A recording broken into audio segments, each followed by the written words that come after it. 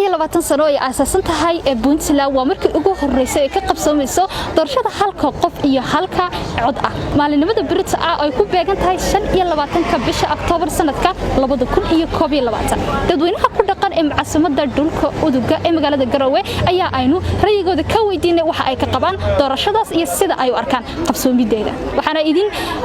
weydiin doonta ama barnaamijkan idin daadiin doonta anigoo ah Nasteexa Maxamed Caabi ugu horreyn ku soo dhaw idil TV magacaaga ku bilow waa ku dhawahay idil TV magacaygu waa Cabdullaahi Gule Saciid ku nool magaalada Garowe caasimadda Puntland waa tahay Cabdullaahi sidee baad u aragtaa doorashada halka qof iyo halka cod ee bari ka qabsoomi doonta degmooyinka Ayl Ufan iyo Qardho waa soo dhaweynaya doorashada halka qof iyo hal cod oo ka dhici doonta degmooyinka Qardho Ayl iyo Ufan waana waxa la gaarayaa dokumentaadii in ay hore u socoto inay gaado oo waxaan rajaynaynaa aan ku taabanayno inaan cod bixiyaal aan noqono codkeena aan ku matalo dadka waa tahay sidee baad u aragtaa ka dhalinyar ahaan halka qof iyo halka cod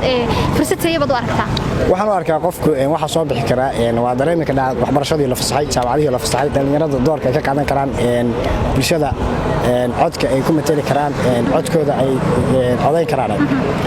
waxa ka dareemi ka dhacay magaalada ka dareemi ka dhacay wax bulbeeshinkii joogay ardaydii joogtay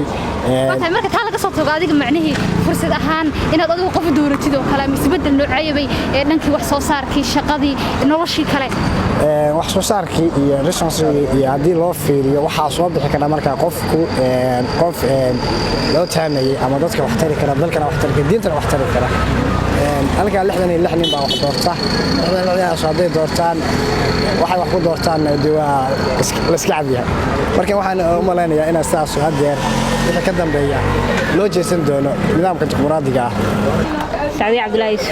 waa tahay Saadiya sidee ayaad u aragtaa doorashada Britole qabsoomi doonta ee ka qabsoomi doonta degmooyinka Ayl Qardho iyo Ufan wallahi aad iyo aad baan soo dhaweynayaa uguna faraxsanahay in laga Puntland ay ka hirgasho doorasho qof iyo cod aad baan ugu faraxsanahay waana soo dhaweynayaa saameysay bay kula tahay in adiga kugu yeelan doonto ama isbedel seeya ay kula tahay in bulshada ama adiga khaas ahaan ama bulshada Puntland u keeni karto wallahi waa guul noo soo heeyay oran kara waayo awal xildhibaano iyo waxa wax soo dooran jiray golo laakiin hadeertaan waxa dooranaya waa shacabkii waa dadkii aniga baa codaynaya oo dooranaya aad baan u faraxsanahay waana soo dhaweynayaa walaal waa dhawahay maxamed xasan waa tahay maxamed sidee u aragtaa doorashada halka qof iyo halka cod ee qaar ka mid ah deegaanada Puntland bari ka bilaabin doonta waa soo dhaweynayaa walaal doorashooyinkaas xisbiyada ah qof iyo cod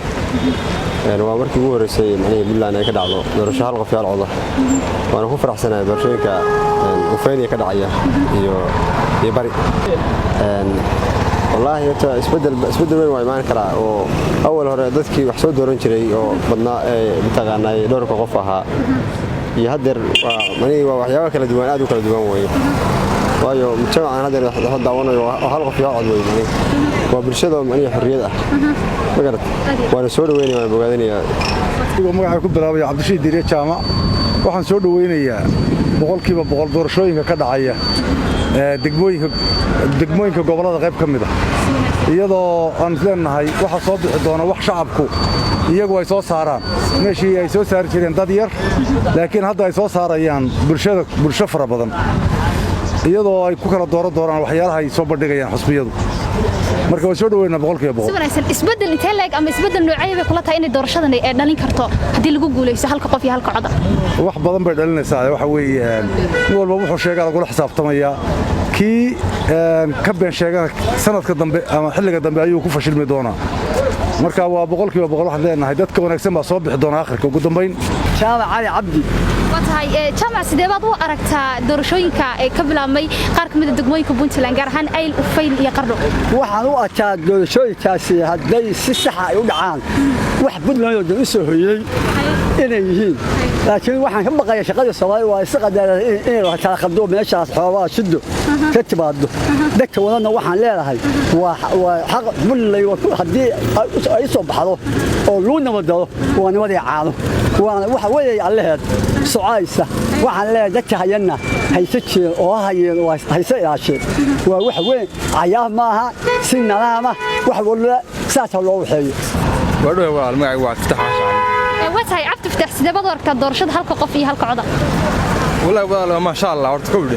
wax aad dacweeyeen loogu farxo loo soo dhaweeyo maanta geyiga Soomaalida walada waqooyi mooyaane